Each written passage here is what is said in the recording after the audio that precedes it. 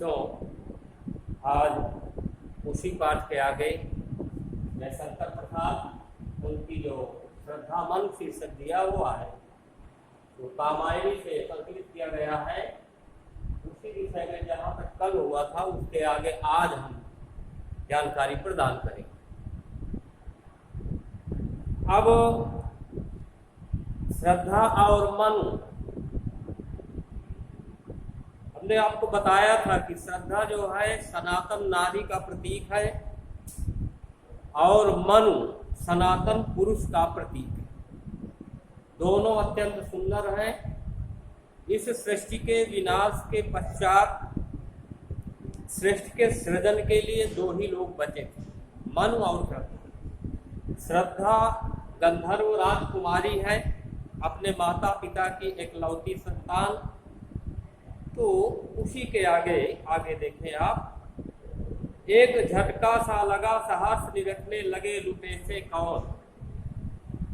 मनु जी, जब श्रद्धा जी ने कहा तो मनु जी जो है श्रद्धा जी की तरफ देखने लगे, कौन मुझे अपनी प्रेम पास में बांधने वाला, आकर्षित करने वाला कौन है, ऐसा उनको आभास हो।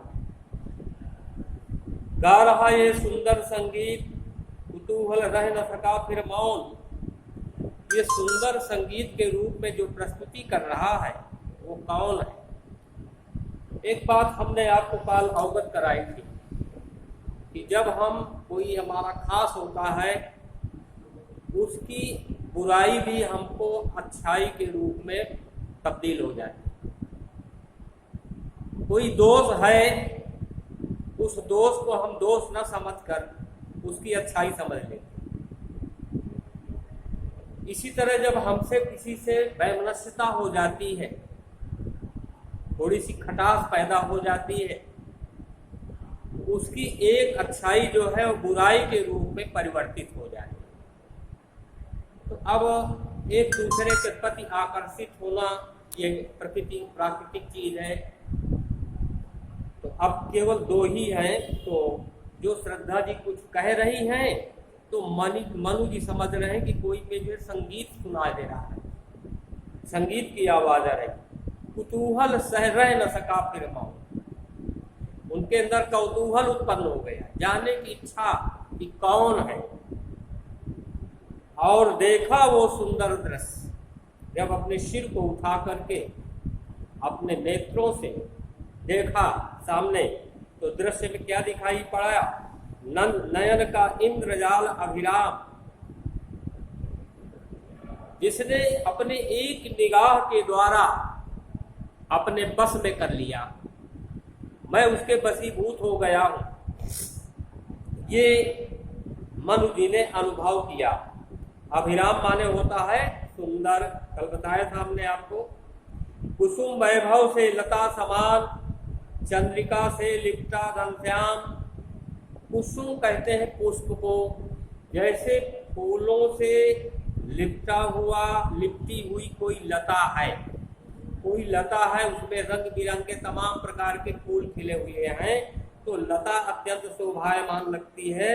या चंद्रिका से लिपटा घनश्याम, या बादल चंद्रमा की छोटी छोटी किरणों के मध्य में उपस्थित हो जाए। इस तरह हृदय की अनुकृति बाह्य उदार, हृदय बहुत विशाल है।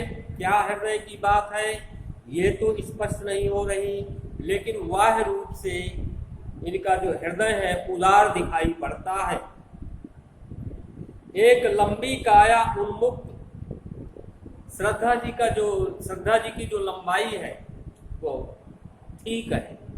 ठीक का मतलब है नाटी नहीं है, जो लंबाई महिलाओं की होनी चाहिए तो वो उनके पास है और सुंदर है भी। एक लंबी काया उन्मुक्त मधु पवन पीड़ित ज्यों से विशाल, सुंदर। मधु कहते हैं वसंत ऋतु। जैसे वसंत ऋतु में शीतल मंद सुगंध एक साल के छोटे पौधे से हास परिहास कर रही हो, इस प्रकार श्रद्धा जी का शरीर दिखाई पड़ रहा है। शोभित हो सौरभ संयुक्त, सुंदर लग रही हैं और उससे एक प्रकार से सुगंध आ रही है। मसृण गांधार देश के नील रोम वाले मेषों के चर्म, मसृण माने होता है चिकने। गंधर्व देश में जो भेड़ पाई जाती है, रोम वाले, मेष माने भेड़ होता है, रोम माने रोए, नील माने नीला, गांधार माने गांधार, मसृण माने चिकने। कहने का भाव ये है कि जो गंधर्व देश में भेड़ पाई जाती हैं वो नीले रंग की होती हैं। उनके बाल जो है, उनकी चमड़ी जो है नीले रंग की और ढक रहे थे उसका बपुकांत। श्रद्धा जी जो वस्त्र पहने हुए थे, बप माने होता है शरीर, कांत माने शोभा, यानी श्रद्धा जी उन नीले रंग की भेड़ की चमड़ी के बने हुए वस्त्रों को अपने शरीर में धारण किए हुए थी और उनके शरीर में वो बहुत सुंदर लग रहे थे। भेड़ की चमड़ी के बने हुए वस्त्र, बन रहा था वो कोमल वर्म, जैसे ऊपर से कोई चीज मढ़ दी जाए, लगा दी जाए, एक चमड़ी के रूप में या किसी रूप में, एक परत के रूप में, इस तरह वो दिखाई पड़ रही। नील परिधान बीच सुकुमार, परिधान कहते हैं वस्त्र को, क्योंकि गंधर्व देश में नीले रंग की भेड़ी पाई जाती हैं। उन भेड़ की चमड़ी से बने हुए वस्त्रों को श्री श्रद्धा जी ने अपने शरीर में धारण किया है, यानी उनके जो वस्त्र हैं, परिधान हैं, वो नीले रंग के हैं। बीच सुकुमार फुल रहा मृदुल अधकुला अंग, जैसे हम लोग पाश्चात्य सभ्यता का अनुकरण करते हैं, उसकी नकल करते हैं।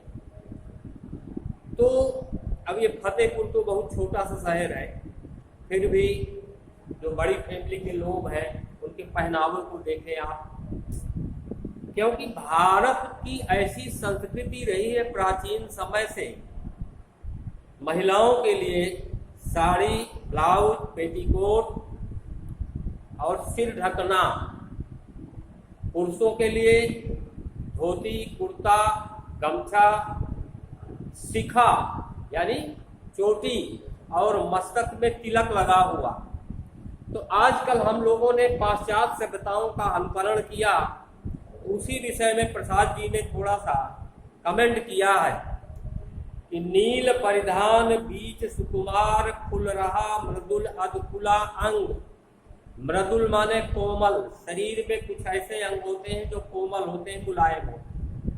तो श्रद्धा जी जो नीले रंग की भेड़ की चमड़ी के बने हुए वस्त्रों को पहने हुए हैं वो विशेष प्रकार के, वही पाश्चात्य सभ्यता की तरह, विदेशों की तरह। तो उनके जो कोमल अंग हैं कुछ दिखाई पड़ रहे हैं, कुछ ढके हुए हैं।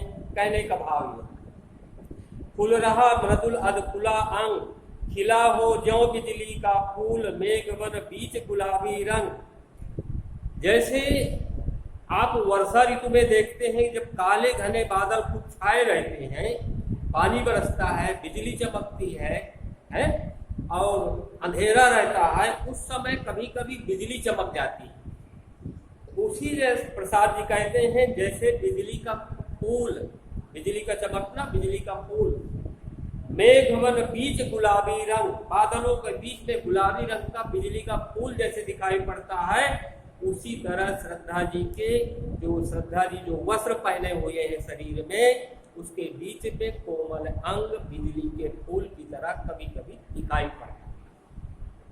ओह वह मुख पश्चिम के व्योम, अरे का मुखमंडल कैसा है, जैसे पश्चिम दिशा में आकाश में बीज जब घिरते हो घनश्याम, पश्चिम दिशा में आकाश में जब बादल आ जाएं, अरुण विमंडल उनको भेद दिखाई देता हो छविदान, और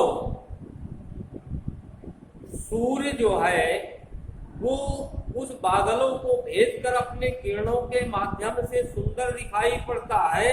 उस तरह श्रद्धा जी दिखाई पड़ती। हिर रहे थे घुंघराले का बाल, उनके बाल जो थे घुंघराले थे, चारों तरफ लटक रहे। अंश अवलंबित मुख के पास, वो मुखमंडल के चारों तरफ श्रद्धा जी के जो घुंघराले बाल थे वो लटक रहे थे, और मुख पर वो मुस्कुरा, और वो मुखार बिंद पर, उनके मुखमंडल पे मुस्कान थी, हंसी थी। रक्त किसलय पर ले विश्राम, जैसे पतझड़ होने के बाद जो लाल लाल कल्ले निकलते हैं, उसमें पोपलें निकलती हैं पौधों में, उसी प्रकार रक्त माने लाल, तो उसी प्रकार किसलय कहते हैं पोपल को, उसी प्रकार उनका जो शरीर है वो दिखाई पड़ता है। और मुख पर वो मुस्कान, रक्त किसलय पर ले विश्राम, अरुण की एक किरण अम्लान, और अरुण यानी सूर्य का जो सारथी होता है उसकी एक किरण जैसे मुरझाई हुई, अम्लान माने मुरझाई हुई, अधिक अलसाई हो अजिराम, और वो आलस से भरी हो फिर भी वो सुंदर लग रही हो।